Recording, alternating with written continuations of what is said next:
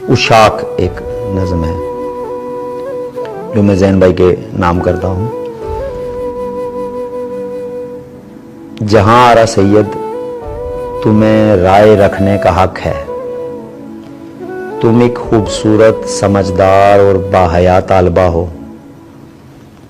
تمہیں یہ گمان ہے یا شاید یقین ہے یا تم نے کسی سے سنا ہے کہ ہم ان ہواؤں کے رخ کے مخالف اگر چل رہے ہیں تو اس میں ہمارا کوئی فائدہ ہے۔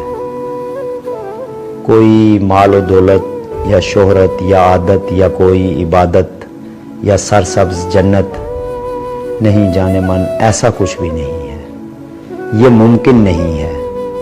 یہاں مال و دولت یا عہدہ یا شہرت یا عادت، عبادت یا جنت کی حسرت کے مارے مسافر اگر آ بھی جائیں نہیں چل سکیں گے۔ یہ منڈی نہیں ہے، یہ اشاق ہے۔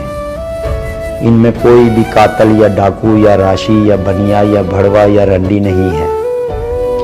یہ وہ سخت جاں حق طلب ذو فشاں سر بکف دل تپاں کارواں جن پہ عرضی خداؤں کی لوح مقدس کے انکار کا ایک الزام ہے اور ہمیشہ سے ہے، فائدے کی غلاظت نہیں چاٹتے، اپنی نسلوں کے پاؤں نہیں کاٹتے، یہ بکاؤ نہیں ہے۔ جہاں آرا سید ہوا کے مخالف سفر کرنے والے مسلسل مسافر بڑے بے طلب ہیں، بہت بے ریا ہیں، یعنی یوں سمجھ لو کہ یہ صوفیاء ہیں۔